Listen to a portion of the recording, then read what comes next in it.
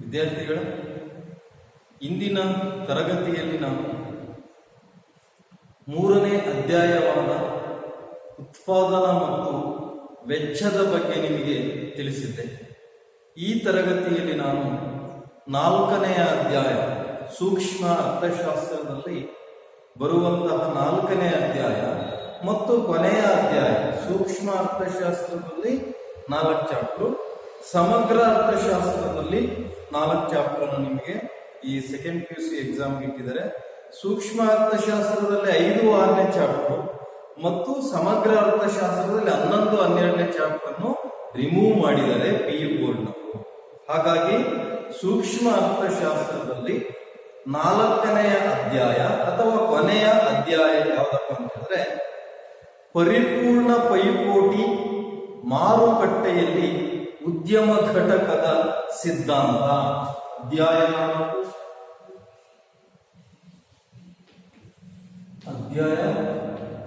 4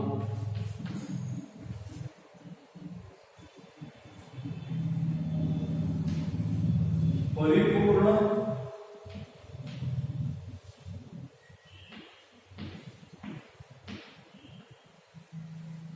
ಪೈಪೋಟಿ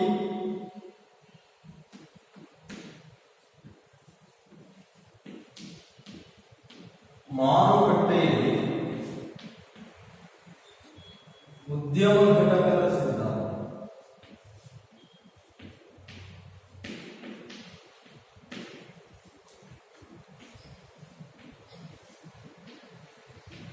ಉದ್ಯಮ ಘಟಕದ ಸಿದ್ಧಾಂತ ಇದು 4ನೇ ಅಧ್ಯಾಯದ ಹೆಸರು.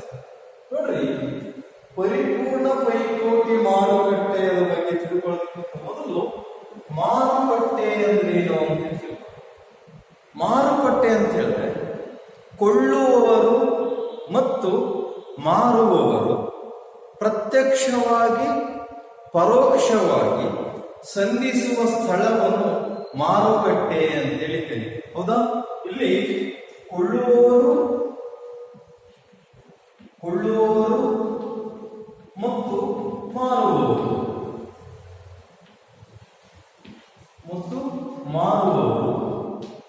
ಯಾವ ರೀತಿ ಪ್ರತ್ಯಕ್ಷವಾಗಿ ಯಾರು ಸಂಧಿಸಬಹುದು, ಪರೋಕ್ಷವಾಗಿ ಯಾರು ಸಂಧಿಸಬಹುದು. ಪ್ರತ್ಯಕ್ಷವಾಗಿ ಅಥವಾ ಪರೋಕ್ಷವಾಗಿ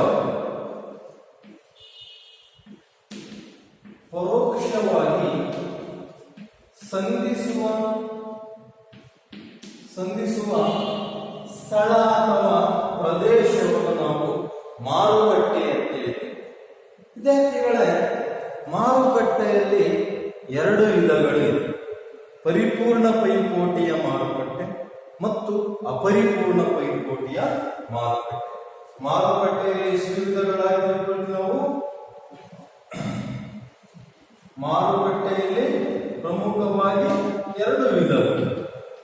ಯಾವ್ಯಾವ 2 ವಿಧಗಳು ಅಂತಂದ್ರೆ ನೋಡ್ರಿ, ಒಂದು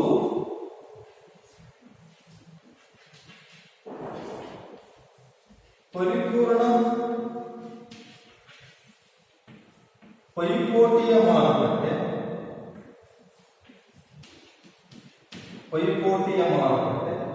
ಎರಡನೇದಾಗಿ ಅಪರಿಪೂರ್ಣ ಪೈಪೋಟಿಯ ಮಾರುಕಟ್ಟೆ.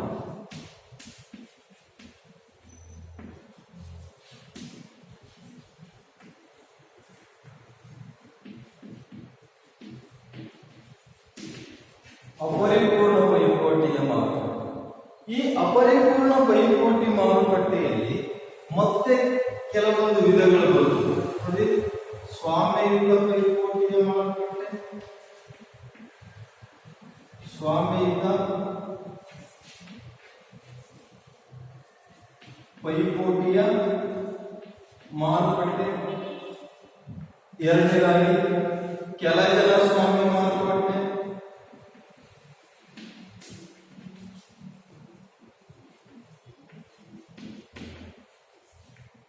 ಮೂರನೇದಾಗಿ ದ್ವಿಜಲ ಸ್ವಾಮ್ಯ ಮಾರುಕಟ್ಟೆ.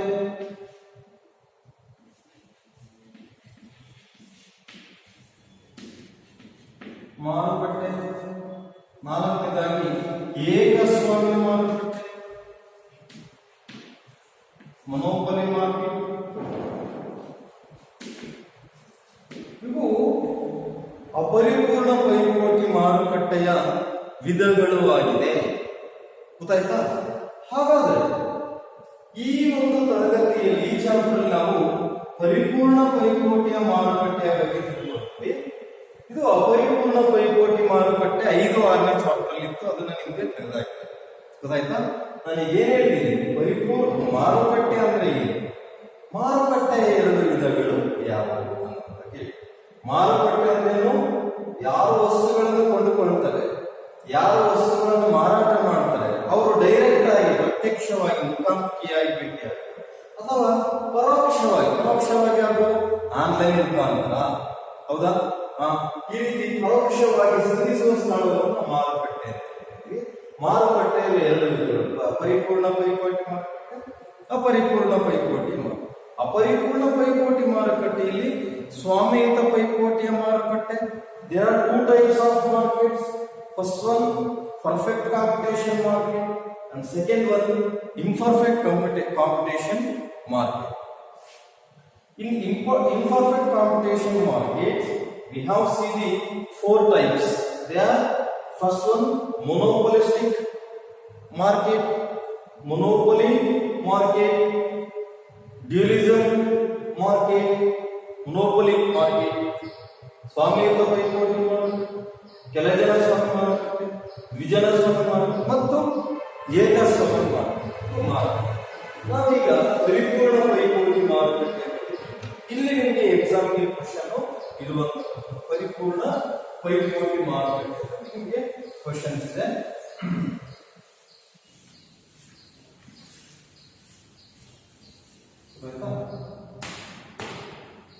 ಪರಿಪೂರ್ಣ ಪೈಪೋಟಿಯ ಮಾರುಕಟ್ಟೆ ಇಲ್ಲಿದೆ. ಪರಿಪೂರ್ಣ ಪೈಪೋಟಿ ಕ್ವಶನ್ ಕೇಳ್ತಾರೆ, ಪರಿಪೂರ್ಣ ಪೈಪೋಟಿಯ ಮಾರುಕಟ್ಟೆ ಎಂದರೇನು? ಕ್ವಶನ್ ಕೇಳ್ತಾರೆ. ಅದೇ ರೀತಿ ಪರಿಪೂರ್ಣ ಪೈಪೋಟಿ ಮಾರುಕಟ್ಟೆಯ ಲಕ್ಷಣಗಳನ್ನು ವಿವರಿಸಿ 4 ಮಾರ್ಕ್ಸ್ಗೆ ಪ್ರಶ್ನೆಯನ್ನು ಕೇಳ್ತಾರೆ. ಪರಿಪೂರ್ಣ ಪೈಪೋಟಿ ಮಾರುಕಟ್ಟೆ ಅಂತ ಹೇಳಿದ್ರೆ ಅಧಿಕ ಸಂಖ್ಯೆಯ ಕೊಳ್ಳುವವರು ಮತ್ತು ಮಾರುವವರಿದ್ದು ಅಧಿಕ ಸಂಖ್ಯೆಯ ಕೊಳ್ಳುವವರು ಮತ್ತು ಮಾರುವವರಿದ್ದು ಅವರು ಏಕರೂಪದ ಸರಕನ್ನು ಏಕರೂಪದ ಬೆಲೆಯಲ್ಲಿ ಕೊಳ್ಳುವ ಮತ್ತು ಮಾರುವ ಪ್ರಕ್ರಿಯೆಯಲ್ಲಿ ತೊಡಗಿಕೊಂಡಿದ್ದಾರೆ. ಅಂತಹ ಮಾರುಕಟ್ಟೆಯನ್ನು ಪರಿಪೂರ್ಣ ಪೈಪೋಟಿಯ ಮಾರುಕಟ್ಟೆ ಎಂದು ಕರೆಯುತ್ತೇವೆ. ನಾನು ಬರೀತೀನಿ ಈಗ, ಪರಿಪೂರ್ಣ ಪೈಪೋಟಿಯ ಮಾರುಕಟ್ಟೆಯ ಅಧಿಕ ಸಂಖ್ಯೆಯ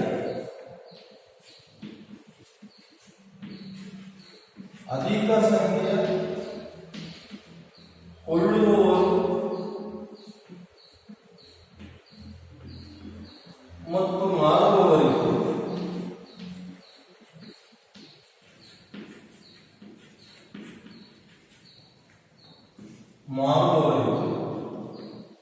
ಅವರು ಏಕರೂಪದ ವಸ್ತುವನ್ನು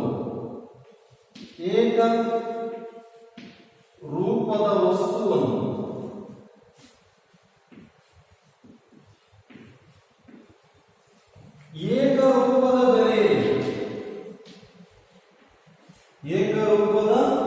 ಬೆಲೆಯಲ್ಲಿ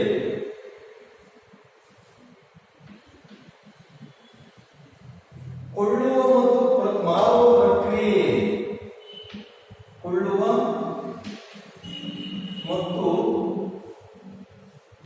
ಮಾರುವ ಪ್ರಕ್ರಿಯೆ ತೊಡಗಿಕೊಂಡಿದ್ದರೆ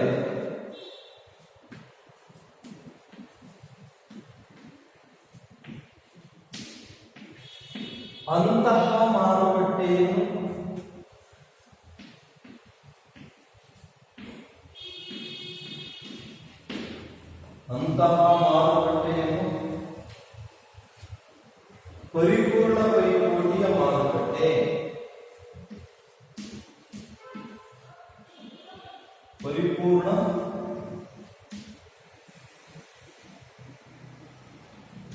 ಪೈಪೋಟಿಯ ಮಾರುಕಟ್ಟೆ ಎಂದು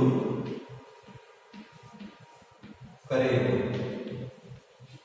ವಿದ್ಯಾರ್ಥಿಗಳೇ, ಪರಿಪೂರ್ಣ ಪೈಪೋಟಿ ಮಾರುಕಟ್ಟೆಯಲ್ಲಿ ಕೊಳ್ಳುವವರ ಸಂಖ್ಯೆ ಅಧಿಕವಾಗಿರುತ್ತೆ, ಮಾರಾಟ ಮಾಡುವವರ ಸಂಖ್ಯೆನೂ ಅಧಿಕವಾಗಿರುತ್ತೆ. ಈ ಕೊಳ್ಳುವವರು ಮತ್ತು ಮಾರುವವರು ಏಕರೂಪದ ಅಂದ್ರೆ ಒಂದೇ ರೀತಿಯಾದ ವಸ್ತು. ಇದು ಪರಿಪೂರ್ಣ ಪೈಪೋಟಿ ಮಾರುಕಟ್ಟೆ ಅಂತ ಹೇಳಿದ್ರೆ ವಸ್ತು ಏನಾಗಿರುತ್ತೆ, ಒಂದೇ ರೀತಿಯಾಗಿರುತ್ತೆ. ಫಾರ್ ಎಕ್ಸಾಂಪಲ್ ನೋಡ್ರಿ, ಇದು ಒಂದು ಪೆನ್ ಇದ್ರೆ ಇಡೀ ದೇಶದಾದ್ಯಂತ ಇದೇ ಕಲರ್ ಪೆನ್ ಇದೇ ರೀತಿಯಾಗಿರುತ್ತೆ, ಬೇರೆ ಕಲರ್ ಬೇರೆ ಡಿಸೈನ್ ಇರೋದಿಲ್ಲ. ಇದನ್ನ ನಾವು ಏಕರೂಪದ ಅಂತ ಹೇಳ್ತೀವಿ. ಒಂದು ಪುಸ್ತಕ ನೋಡಿದ್ರೆ ಇಡೀ ದೇಶದಲ್ಲೆಲ್ಲ ಒಂದೇ ರೀತಿಯಾಗಿರುತ್ತೆ, ಅದು ಚೇಂಜಸ್ ಇರೋದಿಲ್ಲ, ಬಣ್ಣ ಆಕಾರ. ಅದನ್ನ ನಾವು ಏಕರೂಪದ ಅಂತ ಹೇಳ್ತೀವಿ. ಏಕರೂಪದ ವಸ್ತುವನ್ನು ಏಕರೂಪದ ಬೆಲೆಯಲ್ಲಿ ಅಂದ್ರೆ ಇಡೀ ಮಾರುಕಟ್ಟೆಯಲ್ಲಿ ಅಥವಾ ಇಡೀ ದೇಶದಲ್ಲಿ ಆ ವಸ್ತುವಿನ ಬೆಲೆ ಏನಾಗಿರುತ್ತೆ, ಒಂದೇ ರೀತಿಯಾಗಿ ಏಕರೂಪದ ಬೆಲೆ ಕೊಳ್ಳುವ ಮತ್ತು ಮಾರುವ ಪ್ರಕ್ರಿಯೆಯಲ್ಲಿ ತೊಡಗಿಕೊಂಡಿದ್ದಾರೆ. ಅಂತಹ ಮಾರುಕಟ್ಟೆಯನ್ನು ಪರಿಪೂರ್ಣ ಪೈಪೋಟಿಯ ಮಾರುಕಟ್ಟೆ ಎಂದು ಕರೆಯಲಾಗಿದೆ. ಗೊತ್ತಾಗಿದೆ ನಿಮ್ಗೀಗ? ಅಧಿಕ ಸಂಖ್ಯೆಯ ಕೊಳ್ಳುವವರು ಮತ್ತು ಮಾರುವವರು ಏಕರೂಪದ ವಸ್ತುವನ್ನು ಅಂದ್ರೆ ಒಂದೇ ರೀತಿಯಾದ ವಸ್ತುವನ್ನು ಏಕರೂಪದ ಬೆಲೆಯಲ್ಲಿ ಒಂದೇ ರೀತಿಯಾದ ಬೆಲೆಯಲ್ಲಿ ಕೊಳ್ಳುವ ಮತ್ತು ಮಾರುವ ಪ್ರಕ್ರಿಯೆಯಲ್ಲಿ ತೊಡಗಿಕೊಂಡಿದ್ದಾರೆ. ಅಂತಹ ಒಂದು ಮಾರುಕಟ್ಟೆಯನ್ನು ಪರಿಪೂರ್ಣ ಪೈಪೋಟಿಯ ಮಾರುಕಟ್ಟೆ ಎಂದು ಕರೆಯುತ್ತೇವೆ. ಹಾಗಾದ್ರೆ ಪರಿಪೂರ್ಣ ಪೈಪೋಟಿ ಮಾರುಕಟ್ಟೆಯ ಲಕ್ಷಣಗಳು ಏನು? ಯಾವ್ಯಾವ ಲಕ್ಷಣಗಳನ್ನು ಅದು ಒಳಗೊಂಡಿದೆ ಅಂತಂದ್ರೆ, ಮೊದಲನೇದಾಗಿ ಅಧಿಕ ಸಂಖ್ಯೆಯ ಮಾರುವವರು ಮತ್ತು ಕೊಳ್ಳುವವರು.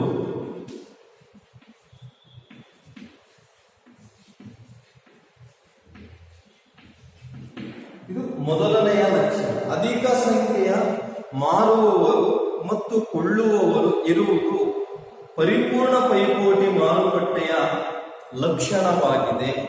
ಪರಿಪೂರ್ಣ ಪೈಪೋಟಿ ಮಾರುಕಟ್ಟೆಯಲ್ಲಿ ಕೊಂಡುಕೊಳ್ಳುವಂತಹ ಅನುಭೋಗಿಗಳ ಸಂಖ್ಯೆ ದೇಶದಾದ್ಯಂತ ದೊಡ್ಡ ಪ್ರಮಾಣದಲ್ಲಿರುತ್ತದೆ ಮತ್ತು ಒಂದೇ ರೀತಿಯಾದ ವಸ್ತುವನ್ನು ಮಾರಾಟ ಮಾಡುವಂತಹ ಮಾರಾಟಗಾರರ ಸಂಖ್ಯೆನೂ ಸಹ ಅಧಿಕ ಪ್ರಮಾಣದಲ್ಲಿ ಇರುತ್ತೆ. ಇದು ಪರಿಪೂರ್ಣ ಪೈಪೋಟಿಯ ಮಾರುಕಟ್ಟೆಯ ಲಕ್ಷಣ ಆಗಿದೆ. ಇಲ್ಲಿ ಕೊಂಡುಕೊಳ್ಳುವ ಸಂಖ್ಯೆ ಎಷ್ಟಿರುತ್ತೋ ಅದಕ್ಕಿಂತ ಹೆಚ್ಚಿನ ಪ್ರಮಾಣದಲ್ಲಿ ಮಾರಾಟ ಮಾಡುವವರ ಸಂಖ್ಯೆನೂ ಸಹ ಇರುತ್ತೆ. ಇದು ಮೊದಲನೆಯ ಲಕ್ಷಣ. ಎರಡನೇದಾಗಿ ಏಕರೂಪದ ವಸ್ತು. ಏಕರೂಪದ ವಸ್ತು ಏಕರೂಪದ ವಸ್ತು ಇದು ಪರಿಪೂರ್ಣ ಪೈಪೋಟಿ ಮಾರುಕಟ್ಟೆಯ ಎರಡನೆಯ ಲಕ್ಷಣವಾಗಿದೆ. ಏಕರೂಪದ ವಸ್ತು ಅಂತ ಹೇಳಿದ್ರೆ ಪರಿಪೂರ್ಣ ಪೈಪೋಟಿಯ ಮಾರುಕಟ್ಟೆಯಲ್ಲಿ ಮಾರಾಟ ಮಾಡುವ ಮತ್ತು ಕೊಳ್ಳುವಂತಹ ಸರಕಿನ ಆಕಾರ, ಗುಣಮಟ್ಟ, ತೂಕ ಎಲ್ಲವನ್ನೂ ಸಹ, ಅದೇ ರೀತಿ ಬಣ್ಣ, ಇವೆಲ್ಲವನ್ನೂ ಸಹ ಒಂದೇ ರೀತಿಯಾಗಿರುತ್ತದೆ. ಬೇರೆ ಬೇರೆ ವಿಧದ ವಸ್ತುಗಳು ಇರುವುದಿಲ್ಲ. ಇಡೀ ದೇಶದಲ್ಲಿ ಮಾರಾಟ ಮಾಡುವಂತಹ ವಸ್ತುವಿನ ಆಕಾರ, ಗುಣಮಟ್ಟ, ತೂಕ, ಬಣ್ಣ ಎಲ್ಲವನ್ನೂ ಸಹ ಒಂದೇ ರೀತಿಯಾಗಿರುವ ಕಾರಣದಿಂದಾಗಿ ನಾವು ಇದನ್ನ ಏಕರೂಪದ ವಸ್ತು ಅಂತ ಹೇಳಿ ಕರೀತೀವಿ. ನೆಕ್ಸ್ಟ್ ಮೂರನೇದಾಗಿ ಏಕರೂಪದ ಬೆಲೆ.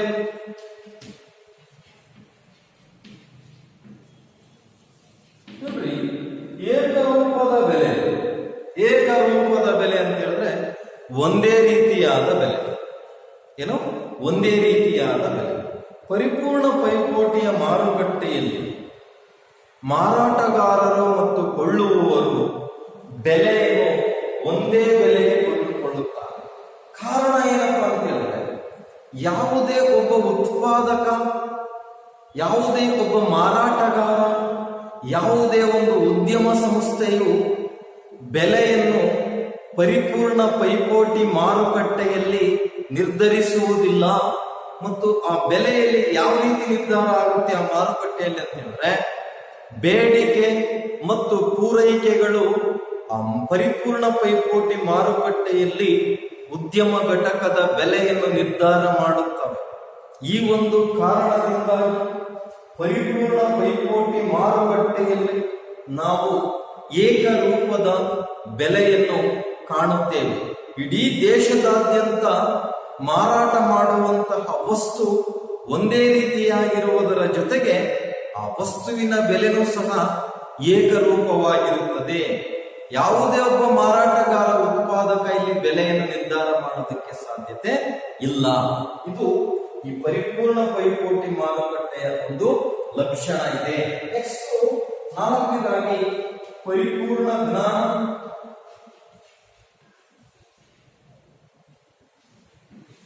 ನೋಡ್ರಿ, ಏನು ಪರಿಪೂರ್ಣ ಜ್ಞಾನ ಅಂತ ಹೇಳಿದ್ರೆ, ಪರಿಪೂರ್ಣ ಪೈಪೋಟಿ ಮಾರುಕಟ್ಟೆಯಲ್ಲಿ ಒಂದೇ ರೀತಿಯಾದಂತಹ ವಸ್ತು ಇರುವ ಕಾರಣದಿಂದಾಗಿ, ಇಡೀ ದೇಶದಾದ್ಯಂತ ಒಂದೇ ರೀತಿಯಾದ ಬೆಲೆ ಇರುವ ಕಾರಣದಿಂದಾಗಿ ಮಾರುಕಟ್ಟೆಯ ಬಗ್ಗೆ ಅನುಭೋಗಿಗಳಿಗೆ ಮತ್ತು ಮಾರಾಟಗಾರರಿಗೆ ಪರಿಪೂರ್ಣವಾದ ಜ್ಞಾನವಿರುತ್ತದೆ. ಯಾವುದ್ರ ಬಗ್ಗೆ? ಮಾರುಕಟ್ಟೆಯ ಸ್ಥಿತಿಗತಿಗಳ ಬಗ್ಗೆ. ವಸ್ತುವಿನ ಬೆಲೆ ಆಗಿರ್ಬೋದು, ತೂಕ ಆಗಿರ್ಬೋದು, ಗುಣ ಆಗಿರ್ಬೋದು, ಇವೆಲ್ಲವುಗಳ ಬಗ್ಗೆ, ಗುಣಮಟ್ಟ ಆಗಿರ್ಬೋದು, ಇವೆಲ್ಲವುಗಳ ಬಗ್ಗೆ ಕೊಳ್ಳುವವರಿಗೆ ಮತ್ತು ಮಾರುವವರಿಗೆ ಮಾರುಕಟ್ಟೆಯ ಪರಿಸ್ಥಿತಿಗಳ ಬಗ್ಗೆ ಪರಿಪೂರ್ಣವಾದಂತಹ ಜ್ಞಾನ ಅನ್ನುವುದು ಇರುತ್ತೆ. ಇದು ಪರಿಪೂರ್ಣ ಪೈಪೋಟಿ ಮಾರುಕಟ್ಟೆಯ ಮತ್ತೊಂದು ಲಕ್ಷಣ ಆಗಿದೆ.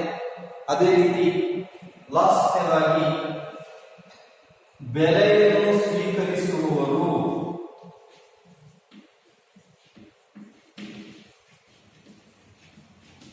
ಬೆಲೆಯನ್ನು ಸ್ವೀಕರಿಸುವುದು. ನಾನು ಈಗಾಗಲೇ ಹೇಳಿದ್ದೀನಿ, ಪರಿಪೂರ್ಣ ಪೈಪೋಟಿ ಮಾರುಕಟ್ಟೆಯಲ್ಲಿ ಯಾವೊಬ್ಬ ಮಾರಾಟಗಾರನೂ ಸಹ ಬೆಲೆಯನ್ನು ನಿರ್ಧಾರ ಮಾಡುವುದಿಲ್ಲ. ಯಾವುದೇ ಒಂದು ಉದ್ಯಮ ಸಂಸ್ಥೆಯು ಬೆಲೆಯನ್ನು ನಿರ್ಧಾರ ಮಾಡುವುದಿಲ್ಲ. ಅವರೆಲ್ಲರೂ ಸಹ ಬೆಲೆಯನ್ನು ಸ್ವೀಕಾರ ಮಾಡ್ತಾರೆ. ಸ್ವೀಕಾರ ಮಾಡ್ತಾರೆ. ಯಾಕಪ್ಪ ಅಂತ ಹೇಳಿದ್ರೆ, ಯಾವುದೇ ಒಂದು ಉದ್ಯಮ ಘಟಕದ ಬೆಲೆಯನ್ನು ಹೆಚ್ಚು ಮಾಡಿದ್ರೆ ಯಾರನ್ನೂ ಸಹ ಆ ಬೆಲೆಯಲ್ಲಿ ಕೊಂಡುಕೊಳ್ಳಲ್ಲ, ಅವನಿಗೆ ನಷ್ಟ ಆಗುತ್ತೆ. ಕಾರಣ ಇಷ್ಟೇ, ಬೆಲೆ ಒಂದೇ ರೀತಿಯಾಗಿ ಯಾರಾದ್ರೂ ಒಬ್ಬ ಮಾರಾಟಗಾರ ಬೆಲೆಯನ್ನು ಹೆಚ್ಚು ಮಾಡದ ಅಂತ ಹೇಳಿದ್ರೆ, ಆಗ ಆ ಬೆಲೆ ಹೆಚ್ಚು ಮಾಡೋದ ಹತ್ರ ಅನುಭೋಗಿಗಳು ಕಡಿಮೆ ಪ್ರಮಾಣದಲ್ಲಿ ಕೊಂಡುಕೊಳ್ಳೋದಿಲ್ಲ. ಅಥವಾ ಯಾವುದೇ ಒಬ್ಬ ಮಾರಾಟಗಾರ ಬೆಲೆಯನ್ನು ಕಡಿಮೆ ಮಾಡದ ಅಂತ ಇಟ್ಕೊಳ್ಳೋಣ, ವಸ್ತುವಿನ ಬೆಲೆಯನ್ನ ಯಾರೊಬ್ಬ ಮಾರಾಟಗಾರ ಕಡಿಮೆ ಮಾಡದ ಅಂತ ಹೇಳಿದ್ರೆ ಅವನಿಗೆ ನಷ್ಟ ಆಗುತ್ತೆ. ನಷ್ಟ ಆಗುತ್ತೆ. ಈ ಒಂದು ಉದ್ದೇಶದಿಂದಾಗಿ ಈ ಮಾರುಕಟ್ಟೆಯಲ್ಲಿ ಮಾರಾಟಗಾರರು ಬೆಲೆಯನ್ನು ನಿರ್ಧರಿಸುವವರಲ್ಲ ಮತ್ತು ಬೆಲೆಯನ್ನು ಸ್ವೀಕರಿಸುವವರಾಗಿರುತ್ತಾರೆ. ಹಾಗಾದ್ರೆ ಯಾರು ಈ ಮಾರುಕಟ್ಟೆಯಲ್ಲಿ ಬೆಲೆಯನ್ನು ನಿರ್ಧಾರ ಮಾಡುವುದು? ಮಾರುಕಟ್ಟೆಯಲ್ಲಿ ಬೆಲೆಯನ್ನು ನಿರ್ಧಾರ ಮಾಡುವುದು ಬೆಲೆಯಂತ್ರ ವ್ಯವಸ್ಥೆ. ಯಾವುದು? ಬೆಲೆಯಂತ್ರ ವ್ಯವಸ್ಥೆಯು ಮಾರುಕಟ್ಟೆಯಲ್ಲಿ ಬೆಲೆಯನ್ನು ನಿರ್ಧಾರ ಮಾಡುತ್ತದೆ. ಈ ಬೆಲೆಯಂತ್ರ ವ್ಯವಸ್ಥೆ ಅಂದ್ರೇನು? ಬೇಡಿಕೆ ಮತ್ತು ಪೂರೈಕೆಯಿಂದ ಬೆಲೆ ನಿರ್ಧಾರವಾದರೆ ಅದನ್ನು ನಾವು ಬೆಲೆಯಂತ್ರ ವ್ಯವಸ್ಥೆ ಅಂತೇಳಿ ಕರಿತೀವಿ. ಬೇಡಿಕೆ ಅಂದ್ರೆ ಕೊಂಡುಕೊಳ್ಳೋದು, ಪೂರೈಕೆ ಅಂದ್ರೆ ಮಾರಾಟ ಮಾಡೋದು. ಇಬ್ಬರಿಂದಲೂ ಸಹ ಬೆಲೆಯನ್ನು ನಿರ್ಧಾರ ಮಾಡೋದನ್ನು ಬೆಲೆಯಂತ್ರ ವ್ಯವಸ್ಥೆ ಕರಿತೀವಿ. ಆ ಬೆಲೆಯಂತ್ರ ವ್ಯವಸ್ಥೆಯಿಂದ ಬೆಲೆ ನಿರ್ಧಾರ ಆಗುತ್ತೆ. ಹಾಗಾಗಿ ಇಲ್ಲಿ ಮಾರಾಟಗಾರರು ಬೆಲೆಯನ್ನು ನಿರ್ಧರಿಸುವವರಲ್ಲ, ಬದಲಾಗಿ ಬೆಲೆಯನ್ನು ಸ್ವೀಕರಿಸುವವರು ಆಗಿರ್ತಾರೆ. ಇಷ್ಟು ಪರಿಪೂರ್ಣ ಪೈಪೋಟಿ ಮಾರುಕಟ್ಟೆ ಅಂದರೆ ಪರಿಪೂರ್ಣ ಪೈಪೋಟಿ ಮಾರುಕಟ್ಟೆಯ ಲಕ್ಷಣ. ಈಗ ನಾವು ಇಲ್ಲಿ ಒಂದು ಪರಿಕಲ್ಪನೆ ತೆಗೆದುಕೊಳ್ತೀವಿ. ಯಾವಪ್ಪ ಅಂತ ಹೇಳಿದ್ರೆ ಆದಾಯ. ಅದು ಆದಾಯ.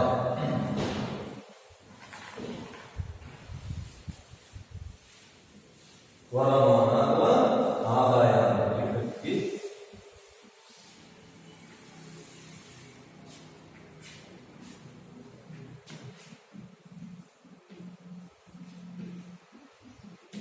ಆದಾಯ ವಿದ್ಯಾರ್ಥಿಗಳೇ, ಆದಾಯ ಎಂದರೆ ನಿಮಗೆ ಗೊತ್ತಿದೆ. ಉದ್ಯಮ ಸಂಸ್ಥೆಗಳ ಬಗ್ಗೆ ನಾನು ಹೇಳ್ತಿದ್ದೀನಿ. ಉದ್ಯಮ ಸಂಸ್ಥೆಗಳ ಆದಾಯದ ಬಗ್ಗೆ ನಾನು ನಿಮಗೆ ತಿಳಿಸ್ತಾ ಇದ್ದೀನಿ. ಹಾಗಾಗಿ ಇಲ್ಲಿ ಆದಾಯ ಅಂದ್ರೆ ಏನಪ್ಪಾ ಅಂತ ಹೇಳಿದ್ರೆ, ಉದ್ಯಮ ಘಟಕಗಳು ತನ್ನ ಸರಕುಗಳನ್ನು ಮಾರಾಟ ಮಾಡಿದಾಗ ಗಳಿಸುವ ಹಣವನ್ನು ಆದಾಯ ಅಂತ ಹೇಳ್ತೀವಿ. ಉದ್ಯಮ ಘಟಕಗಳು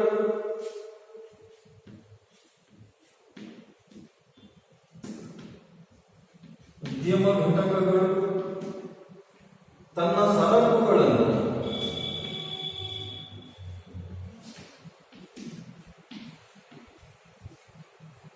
ಮಾರಾಟ ಮಾಡಿದ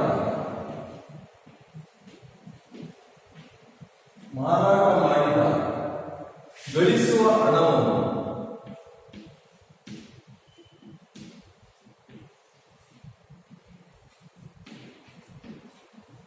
ಏನಂತ ಹೇಳ್ತೀವಿ? ಆದಾಯ. ಹಾಗಾದ್ರೆ ಆದಾಯದಲ್ಲಿ 3 ವಿಧಗಳಿವೆ. There are 3 types of income. First one, total income, average income and marginal income.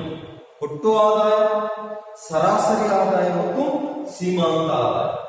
ಆದಾಯದಲ್ಲಿ ಎಷ್ಟು ವಿಧಗಳು? 3 ವಿಧಗಳು. ಒಟ್ಟು ಆದಾಯ,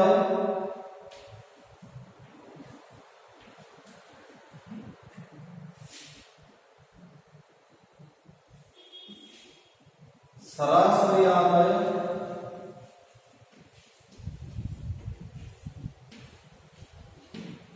ಮೂರನೇದಾಗಿ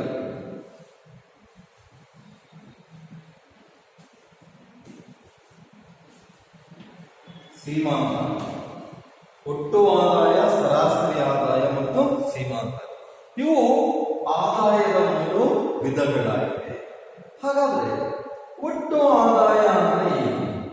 ಒಟ್ಟು ಆದಾಯ, ಉದ್ಯಮ ಘಟಕವು ಒಂದು ನಿರ್ದಿಷ್ಟ ಬೆಲೆಯಲ್ಲಿ ವಸ್ತುಗಳನ್ನು ಮಾರಾಟ ಮಾಡಿದಾಗ ಗಳಿಸುವ ಹಣವನ್ನು ಒಟ್ಟು ಆದಾಯ ಅಂತ ಹೇಳಿ. ಅಂದ್ರೆ ಯಾವುದೇ ಒಂದು ನಿರ್ದಿಷ್ಟ ಬೆಲೆಯಲ್ಲಿ ವಸ್ತುಗಳನ್ನು ಮಾರಾಟ ಮಾಡಿದಾಗ ಏನೋ ಅವನು ಆದಾಯ ಬರುತ್ತೋ ಅವನಿಗೆ ಅದನ್ನು ಒಟ್ಟು ಆದಾಯ ಅಂತ ಹೇಳಿ ಕರೀತೀವಿ. ಇದನ್ನ TR is equal to P into Q ಅಂದ್ರೆ ಬೆಲೆ ಇಂಟು ಸರಕುಗಳ ಪ್ರಮಾಣ. ಇವೆರಡನ್ನು ಗುಣಿಸಿದಾಗ ನಮಗೆ ಒಟ್ಟು ಆದಾಯ ಬರುತ್ತೆ.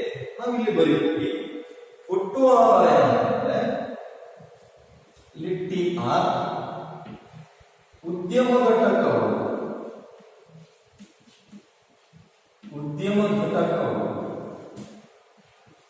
ಒಂದು ನಿರ್ದಿಷ್ಟ ಬೆಲೆಯಲ್ಲಿ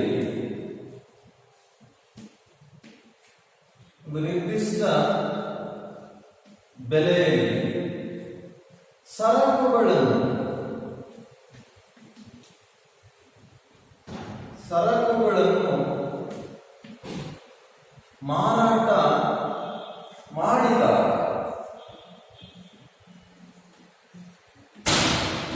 ಗಳಿಸುವ ಹಣವನ್ನು ಏನಂತ ಕರಿತೀವಿ? ಒಟ್ಟು ಆದಾಯ ಅಂತ ಕರಿತೀವಿ. ಒಟ್ಟು ಆದಾಯ. ಹಾಗಾದ್ರೆ ಒಟ್ಟು ಆದಾಯದ ಸೂತ್ರ TR is equal to P into Q. Total revenue is equal to price into quantity. ಇದು ಒಟ್ಟು ಆದಾಯ. ನಮಗೆ ಒಂದು ನಿರ್ದಿಷ್ಟ ಬೆಲೆಯಲ್ಲಿ ಎಷ್ಟು ವಸ್ತುಗಳು ಮಾರಾಟ ಮಾಡ್ತೀವಿ ಎರಡನ್ನು ಗುಣಿಸಿದಾಗ ನಮಗೆ ಒಟ್ಟು ಆದಾಯ ಬರುತ್ತೆ. ಒಟ್ಟು ಆದಾಯದ ಒಂದು ರೇಖಾಚಿತ್ರ ಇದೆ.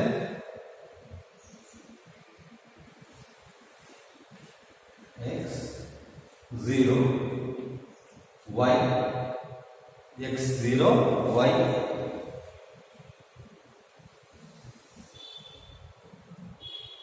TR Q ಇಲ್ಲಿ ಸೀಮಾಂತ ವೆಚ್ಚ,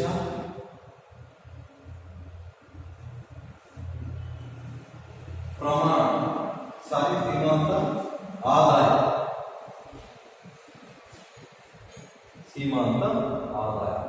ನೋಡ್ರಿ ಒಟ್ಟು ಆದಾಯದ ರೇಖೆ ಒಟ್ಟು ಆದಾಯದ ರೇಖೆ ಏರಿಕೆಯ ದರದಲ್ಲಿ ಹೆಚ್ಚಾಗುತ್ತೆ. ಇದರ ಅರ್ಥ ಇಷ್ಟೇ, ಇಲ್ಲಿ ಸರಕುಗಳ ಉತ್ಪಾದನಾ ಪ್ರಮಾಣ ಹೆಚ್ಚಾದಂತೆ ಆದಾಯವು ಹೆಚ್ಚಾಗುತ್ತದೆ ಎಂಬುದನ್ನು ಈ ಒಟ್ಟು ಆದಾಯದ ರೇಖೆಯು ನಮಗೆ ತಿಳಿಸುತ್ತದೆ. ಇದು ಒಟ್ಟು ಆದಾಯದ ರೇಖೆ ಆಗಿದೆ. ಇಲ್ಲಿ ಆದಾಯ ಆದಾಯ ಗೊತ್ತಾಯ್ತಾ? ಇದರರ್ಥ ಏನು? ಸರಕುಗಳ ಉತ್ಪಾದನೆಯ ಪ್ರಮಾಣ ಹೆಚ್ಚಾದಂತಹ ಆದಾಯವು ಹೆಚ್ಚಾಗುತ್ತದೆ ಎಂಬುದನ್ನು ಎಡದಿಂದ ಬಲಕ್ಕೆ ಮೇಲ್ಮುಖವಾಗಿರುವಂತಹ ಈ ರೇಖೆಯು ತಿಳಿಸುತ್ತದೆ. ಗೊತ್ತಾಯ್ತಾ? ಇದು ಒಟ್ಟು ಆದಾಯ. ಹಾಗಾದ್ರೆ ಸರಾಸರಿ ಆದಾಯ ಅಂದ್ರೆ ಏನು? ನೋಡ್ರಿ, ಒಂದು ಜನರು ಉದ್ಯಮ ಘಟಕವು ಗಳಿಸಿದಂತಹ ಒಟ್ಟು ಆದಾಯದಲ್ಲಿ ಪ್ರತಿ ಸರಕಿನಿಂದ ಬರುವ ಆದಾಯವನ್ನು ನಾವು ಸರಾಸರಿ ಆದಾಯ ಅಂತೇಳಿ ಕರೀತೀವಿ. ಪ್ರತಿ ಸರಕಿನಿಂದ ಎಷ್ಟು ಆದಾಯ ಬಂದಿದೆ ಎಂಬುದನ್ನು ನಾವು ಸರಾಸರಿ ಆದಾಯ ಅಂತೇಳಿ ಕರೀತೀವಿ. ನಾನು ಒಂದು ಉದಾಹರಣೆ ಹೇಳ್ತೀನಿ. 10 ವಸ್ತುಗಳನ್ನು ಮಾರಾಟ ಮಾಡಿದ್ದರಿಂದ 100 ರೂಪಾಯಿಗಳ ಆದಾಯ ಬಂದಿದೆ. 10 ವಸ್ತುಗಳಿಗೆ 100 ರೂಪಾಯಿ ಆದರೆ ಒಂದು ವಸ್ತುವಿಗೆ ಎಷ್ಟು? 10 ರೂಪಾಯಿ. ಇದನ್ನೇ ಪ್ರತಿಯೊಂದು ವಸ್ತುವಿಗೆ ಎಷ್ಟು ಬಂತು? 10 ರೂಪಾಯಿ. ಇದನ್ನೇ ನಾವು ಸರಾಸರಿ ಆದಾಯ ಅಂತ ಹೇಳಿ ಕರೀತೀವಿ. ಗೊತ್ತಾಯ್ತಾ? ಒಂದು ನಿರ್ದಿಷ್ಟ ಪ್ರಮಾಣದ ಆದಾಯದಲ್ಲಿ ಪ್ರತಿ ಘಟಕದ ಆದಾಯವನ್ನು ಇದು AR ಅಂತ ಹೇಳ್ತೇವೆ. ಒಂದು ನಿರ್ದಿಷ್ಟ ಆದಾಯದಲ್ಲಿ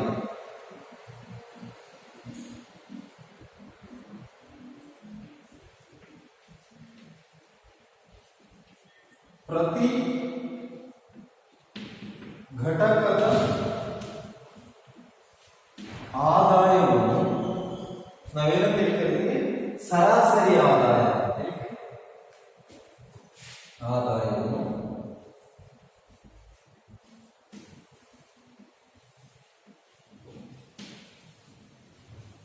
ಸರಾಸರಿ ಆದಾಯ. ಸರಾಸರಿ ಆದಾಯ is equal to AR is equal to TR divided by Q.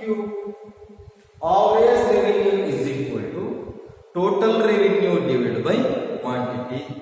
ಸರಾಸರಿ ಆದಾಯ is equal to ಒಟ್ಟು ಆದಾಯ divided by ಸರಕುಗಳ ಪ್ರಮಾಣ. ಒಂದು ಉದಾಹರಣೆ ಹೇಳ್ತೀನಿ. ಒಬ್ಬ ಮಾರಾಟಗಾರನು 10 ವಸ್ತುಗಳನ್ನು ಮಾರಾಟ ಮಾಡಿ 10 ವಸ್ತುಗಳ ಪ್ರಮಾಣ ಮಾರಾಟ ಮಾಡಿ 100 ರೂಪಾಯಿ ಆದಾಯ ಇದೆ. ಹಾಗಾದ್ರೆ 10 AR is equal to ಒಂದು ಸರಕಿಗೆ ಎಷ್ಟು ಬರುತ್ತೆ? 10. ಇದನ್ನು ನಾವು ಸರಾಸರಿ ಆದಾಯ. ನೆಕ್ಸ್ಟ್ ಸೀಮಾಂತ ಆದಾಯ, ಮಾರ್ಜಿನಲ್ ರೆವಿನ್ಯೂ ಅಂತ ಹೇಳ್ತೀವಿ. ಪ್ರತಿ ಹೆಚ್ಚುವರಿ ಘಟಕವನ್ನು ಮಾರಾಟ ಮಾಡಿದಾಗ ಬರುವ ಹೆಚ್ಚುವರಿ ಆದಾಯವನ್ನು ಸೀಮಾಂತ ಆದಾಯ ಅಂತ ಹೇಳಿ ಕರಿತೀವಿ. ಪ್ರತಿ ಹೆಚ್ಚುವರಿ ಘಟಕವನ್ನು ಮಾರಾಟ ಮಾಡಿದ್ದರಿಂದ ಬರುವ ಹೆಚ್ಚುವರಿ ಆದಾಯವನ್ನು ನಾವು ಏನಂತ ಹೇಳಿ ಕರಿತೀವಿ? ಸೀಮಾಂತ ಆದಾಯ ಅಂತ ಹೇಳಿ ಕರಿತೀವಿ. ಉದಾಹರಣೆ, 10 ವಸ್ತುಗಳನ್ನು ಮಾರಾಟ ಮಾಡಿದ್ರೆ 100 ರೂಪಾಯಿ ಆದಾಯ. 11ನೇ ವಸ್ತುವನ್ನು ಮಾರಾಟ ಮಾಡಿದಾಗ ನಮಗೆ 120 ರೂಪಾಯಿ ಆದಾಯ ಬರುತ್ತೆ. ಹಾಗಾದ್ರೆ ಹೆಚ್ಚುವರಿ ಎಷ್ಟಾಯ್ತು? 20 ರೂಪಾಯಿ. ದಟ್ ಈಸ್ ಮಾರ್ಜಿನಲ್ ರೆವಿನ್ಯೂ, ಸೀಮಾಂತ ಆದಾಯ. ಹಾಗಾದ್ರೆ ಸೀಮಾಂತ ಆದಾಯವೆಂದರೆ ಪ್ರತಿ ಹೆಚ್ಚುವರಿ ಘಟಕವನ್ನು ಮಾರಾಟ ಮಾಡಿದಾಗ ಹೆಚ್ಚುವರಿ ಘಟಕವನ್ನು ಮಾರಾಟ ಮಾಡಿದಾಗ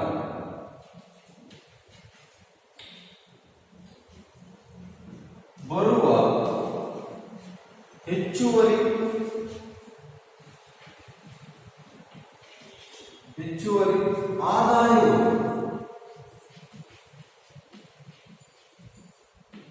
ಆದಾಯವು ಸೀಮಾಂತ ಆದಾಯ.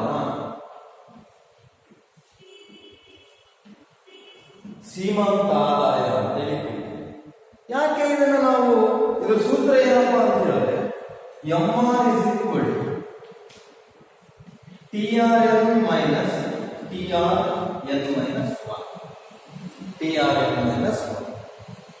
ಸೀಮಾಂತ ಆದಾಯ ಇಸ್ ಈಕ್ವಲ್ ಟು n ಘಟಕಗಳ ಒಟ್ಟು ಆದಾಯ ಮೈನಸ್ n ಘಟಕಗಳ ಹಿಂದಿನ ಒಟ್ಟು ಆದಾಯ. ಇದನ್ನ ಈ ರೀತಿ ನಾವು ಲೆಕ್ಕ ಮಾಡಿದಾಗ ನಮಗೆ ಸೀಮಾಂತ ಆದಾಯ. ನಾನು ಒಂದು ಉದಾಹರಣೆ ಹೇಳ್ತೀನಿ ನೋಡ್ರಿ. 10 ವಸ್ತುಗಳನ್ನು ಮಾರಾಟ ಮಾಡಿದಾಗ 100 ರೂಪಾಯಿ ಆದಾಯ ಬರುತ್ತೆ. ಈಗ 11ನೇ ವಸ್ತುವನ್ನು ಮಾರಾಟ ಮಾಡಿದಾಗ 120 ರೂಪಾಯಿ ಆಗಿದೆ. ಹಾಗಾದ್ರೆ ಸೀಮಾಂತ ಆದಾಯ ಎಷ್ಟು? ಈಗ ಇದನ್ನ ನೋಡೋದಾದ್ರೆ MR is equal to TRN ಅಂತ ಹೇಳಿದ್ರೆ ಕೊನೆಗೆ ಎಷ್ಟು ಬಂದಿದೆ? 120 ಮೈನಸ್ TRN ಮೈನಸ್ 1 ಮೈನಸ್ 1 ಅಂದ್ರೆ ಇದರಿಂದ ಅಷ್ಟು ಕಾರ್ಯ ಎಷ್ಟಿದೆ? Minus 100 is equal to MR is equal to ಎಷ್ಟು? 120 ಮೈನಸ್ 20 ಹೆಚ್ಚುವರಿಯಾಗಿ ಎಷ್ಟು ಬಂತ ಆದಾಯ? 20 ರೂಪಾಯಿ ಬಂದಿದೆ. ಅದನ್ನ ನಾವು ಸೀಮಾಂತ ಆದಾಯ. ಸೀಮಾಂತ ಆದಾಯ ಮತ್ತು ಸರಾಸರಿ ಆದಾಯ ಉದ್ಯಮ ಘಟಕದ ಒಂದು ಇದರಲ್ಲಿ ನಾವು ನೋಡೋದಾದ ರೇಖಾಚಿತ್ರವನ್ನು ಈ ರೀತಿ ರೇಖಾಚಿತ್ರವನ್ನು x y